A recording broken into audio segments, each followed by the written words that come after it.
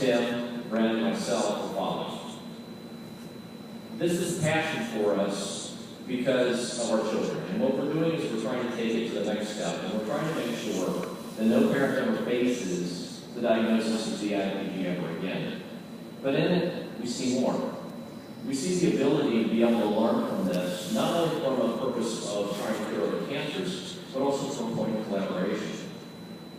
I think it's important to understand this because this is not a research-driven organization or a research-driven registry, so much as it is also a parent-driven and foundation-driven registry. We have growth. We have growth that occurs across all different countries.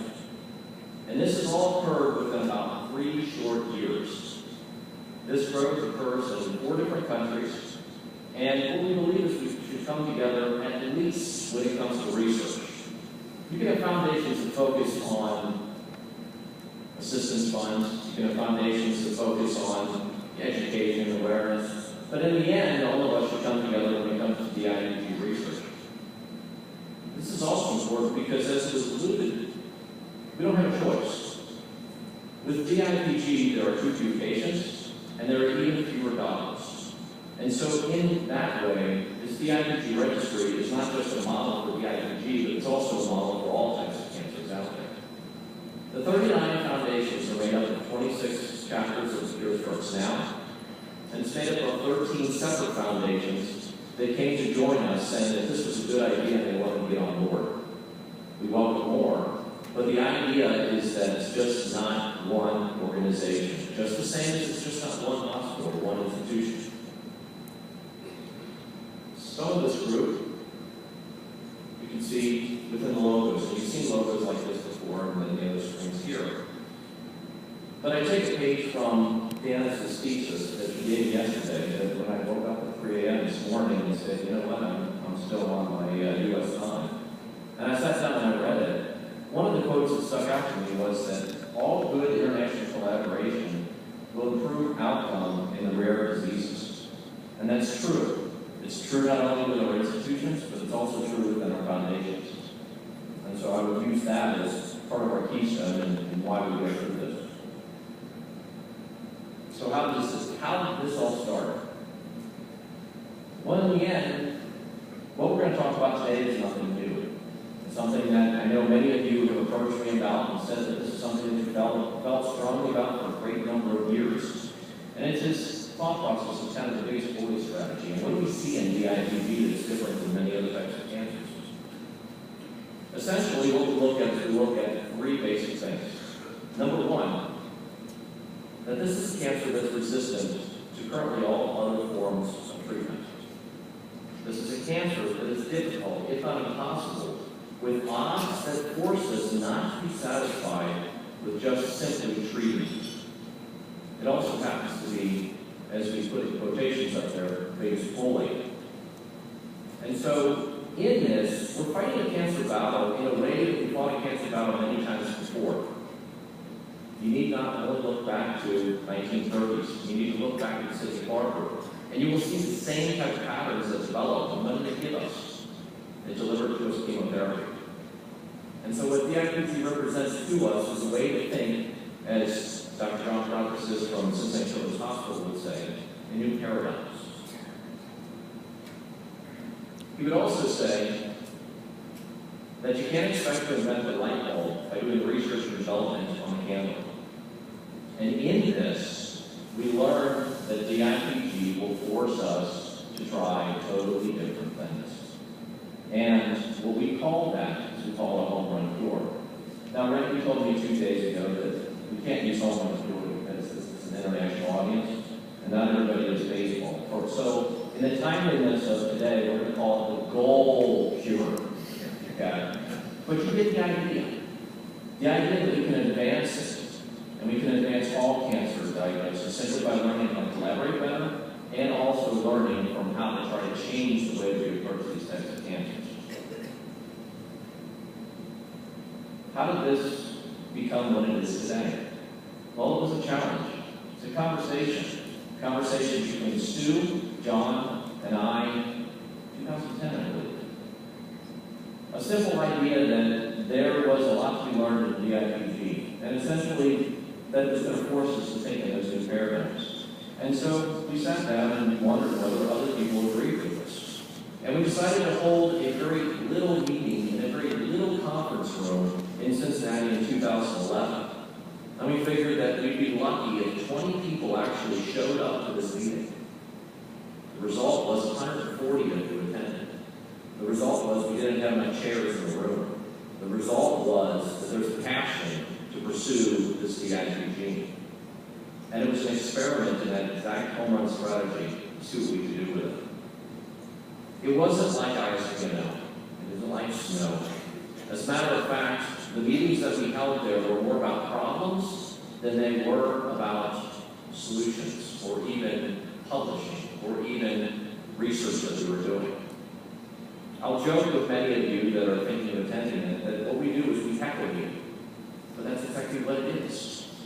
We want these questions to come up in a discussion before we even get to the point that we're publishing it, or even get to the point that it's going forward, because we believe that as a group we can come up with better ideas if we approach the problems first, rather than to simply come up with the solution and pursue it. And above all, it's a small meeting, because it's this discussion to us. It's not just simply a seminar. What we got out of it was entirely new protocols that nobody had any idea were ever going to come from it when they first decided to attend the meeting. It resulted in 19 collaborative grants.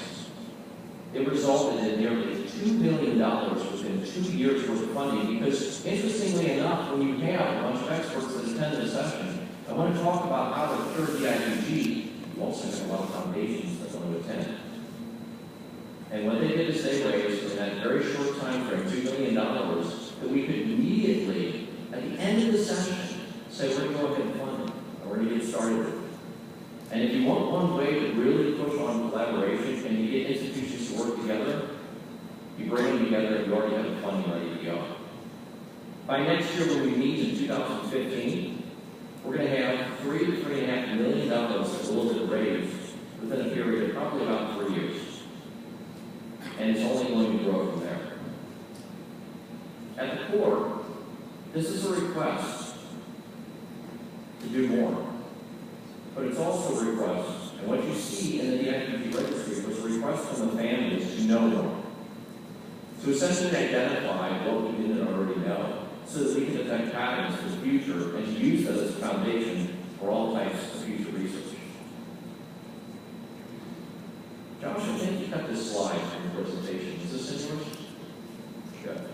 Well, it's a good thing, because I'm bringing it back up. In this, the core of the registry had clinical data, tissue samples known as radiology, but then also in the center of it, we also wanted to focus on the families and family education. And so Josh serves on yet another role other than simply taking data and putting it together so that that way everybody can understand it. What he also does is he consults with families and talks with them about the best way or the best person that they can talk to try to gain information, or the best expert on DIPG. We feel that this is important as well, because what it does is it makes the family support it. And you know above all that if the family doesn't support the protocol, then obviously it's not going to go any further. That being said, as Josh had in his presentation, it's not perfect. And what was, which your comment was? Was it pain in the butt, I think? It is. I would agree with that. At some times, it can be very difficult to pull together research. And it sometimes doesn't always come together the way that you expect it to. At some times, publishing, credit, tenure, and money all get in the way of being able to share data. And so what you saw in some of the changes that Josh was proposing was a significant one. The idea that we're going to put some sort of a release date or a moratorium on the information that's provided in the attempt to get everybody to come together and to give the information as soon as we possibly can. You can still publish the data. You can still do what you need to do with it. But in the end, it allows us to progress further than we ever thought possible. This concept of tenure or publishing, wanting to be the first one to take credit for is nothing new. We need only look at Galileo. It looks like Mike has come to the next line. Galileo, back when he was making a significant discovery, penned off this anagram and sent it out to his competition. His competition at that point was Kepler. I see you're looking at it. Did you figure out what it is? Kepler. He sent it off because he wanted to be able to claim credit for finding the discovery. So essentially, that he could also get his tenure. He could get his publishing. And if so, in his own words, he may be able to get his grants. So that if somebody else discovered what he already found out, that he could simply reveal to them that this anagram meant something that was in their hands and prove to them that he was the first one to actually discover it. What the anagram was, obviously it's in Latin. For those of you that don't speak Latin, this isn't going to get more clear. But essentially what he said is he said that Saturn, the highest of all planets, was three-formed. Essentially with Saturn, he saw three moons. I put this up there because my point is that this is a problem that doesn't go away overnight.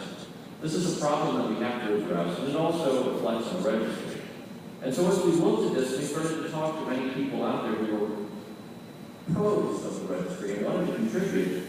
We started to notice that one of the concerns they had was tenure, was the ability to get grants, was the ability to be able to pull out their data. And so we asked the registry if we could have that moratorium on that release date of 1 year. Part of this came from a project that you may otherwise be familiar with, the Human Genome Project. The Human Genome Project, you know, is something being very successful. But it also had a problem. About 2 years into the Human Genome Project, it had an issue where people that were sharing data felt that they were trodden upon. Those people that were sharing somewhat weren't sharing enough. And some people were throwing in garbage data with the intent of being able to get everybody else's data. So what they did is they got together, and they got together ironically in Bermuda. We get together in Cincinnati, so it's not quite the same.